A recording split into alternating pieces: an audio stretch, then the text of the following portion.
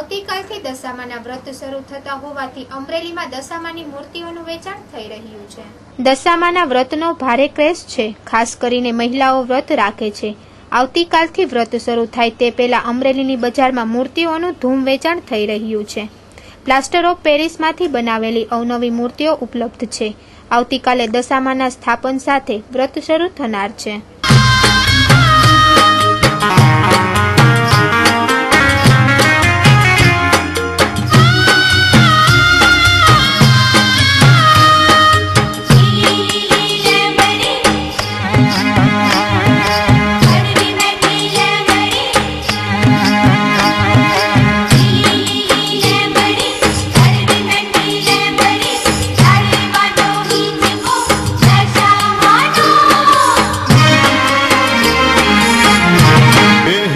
को बांधो मेले बड़ी निडाल।